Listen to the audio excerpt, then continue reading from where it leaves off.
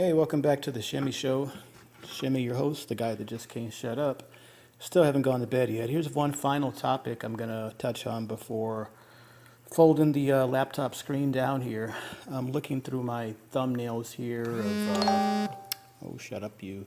Looking through my thumbnails here of various photos, movie clips, and whatever.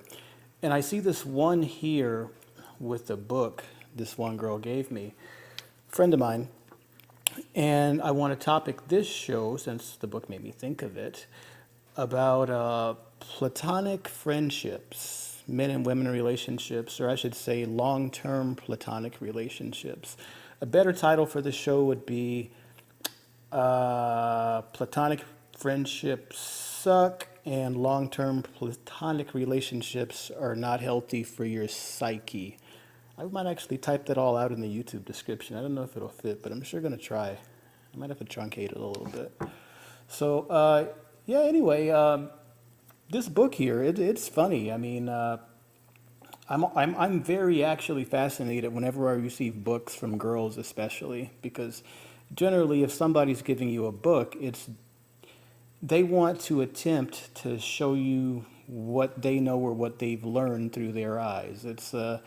I actually think it's a subtle attempt at hinting or mild brainwashing, to be honest with you. So, but since I like books, I read books like everything, and I love getting books as gifts and even suggestions. But to be honest with you, I really, really, really like to buy my own books, because I found in the past that whenever people gave me books or gifted me books, like in this case here, I tend to not as appreciate them as much as if I would have just actually went and purchased it myself. There's something to do with the commitment of buying it, even if it's only $1 or $2. It doesn't matter. I think it's a psychological commitment to saying like, yeah, I got this for me, or I bought this for me, and whatever, whatever, whatever. It's not forced upon me, or not, I'm saying the hand's not being forced, basically. So this book here, I actually, since hey, I'm proving my own point here, I went through it. I had so much difficulty reading it because it's called When, the cliche title, When Bad Things Happen to Good People. When a girl gives you this book, you know you ain't getting no pussy, right? It's like the ultimate pity, fuck you, passive aggressive type of book, right? So without getting into all that shit, it was a difficult book for me to read, because like 1/3 of every page says God on it. I kid you not. Like, because God said this and because God said that, God made us this way and God this and if the book is too gaudy, or it's too it's too much on that shit there. If you were to replace the word God with Leroy, the book would sound retarded. So, put it in that perspective. So, yeah, I skimmed through it. I got the gist of it, but I can't dumb myself down to that level, to like biblical levels. Stepping on toes here. Yeah, man, it's just some shit that I'm not compatible with. My OS is just like rejecting it. Like, what the fuck are you doing here, dude? For real, you're backpedaling, going to prehistory with this book here.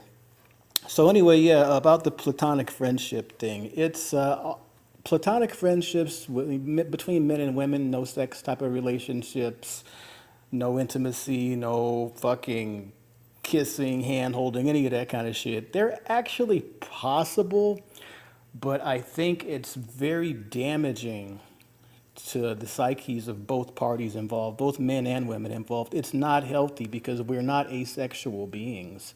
If you're with somebody, if you're spending time with them for some reason, and eventually, after, I would say days, but now I'm like, okay, weeks, months, years, if decades have gone by and you haven't fucked this person, you need to leave them the fuck alone. There's something I can actually scientifically say. You're not clicking together. There's no chemistry. There's like some roadblock or some issue that either you or her has in the way that it's just not a very good idea. I think you're actually damaging yourself if you continue to prolong these type of relationships with people, because You don't want to have all your other interactions with women or men or whatever to be on this same level. You don't want to set the standard or whatever for that. So yeah, man, this is a motherfucker here. I would like to say it's not easy to give your friends the boot, especially because you probably care about them or they wouldn't be your friends. But when something becomes detrimental to you, you gotta axe it off. It is what it is, you know. So yeah, this is when bad things happen to good people. Wow. All right. You know what? This is actually a good time to pause and or make a part two or whatever. And I'm gonna brainstorm or sleep on this. If I still feel like talking about it in the morning, I will. But yeah, that's the next topic there. Platonic friendships or plutonic friendships or relationships are a bad idea because naturally there's some kind of surface tension between men and women because we're not exactly identical. You know, we got 22 chromosomes in common, but that other one or two or whatever is motherfuckers. So, you know, if for no reason at all, I would say even if you're not like sexually attracted to the person, after a certain amount of time, you need to fuck them just so that the tension is relieved, so that you can be normal and whatever. One thing that girls don't understand is the guys need to fuck just like they need to go pee or go do any other mandatory bodily function, you know. If you don't understand what it's like to be a guy, you don't because you don't have testosterone in your bodies or whatever. Girls don't, or not as much. It would be like, okay, if you're a girl, imagine having a fucking tennis ball super glued or crazy glued to your crotch, and every day this tennis ball gets heavier and heavier and heavier, and there's only one way to make it lighter. Girls don't have a nut sack filling up with sperm all the time. They don't have to lug dick and how do you say cock and balls around or whatever. And believe it or not, your dick, your balls, and your nuts get heavier by the day. It actually gets to a point where it's sometimes painful. And girls will never understand what this is like, and they'll never understand how this affects the mind. So, you know, ladies listening to this, you probably don't understand, but this is my best way of factoring it into there. It's for guys want to fuck a lot of times just for the biological reason that they want to pee or they have the urge to go pee or whatever. It's the best way I could explain it.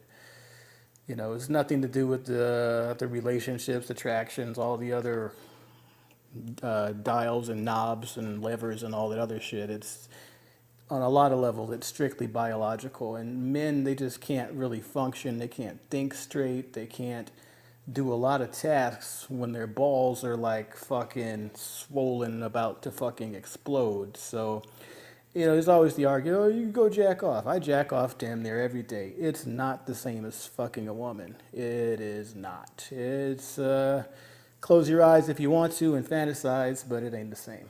You know, your body knows the difference. So, anyway, with that said, that's my take on why platonic friendships or whatever are just generally a bad idea. You know, it's unless you're absolutely repulsed by somebody, you should be fucking them, or at least do it once and get it over with or something. But to just not be there or not be X or not have that there, it's really kind of it makes shit bizarre.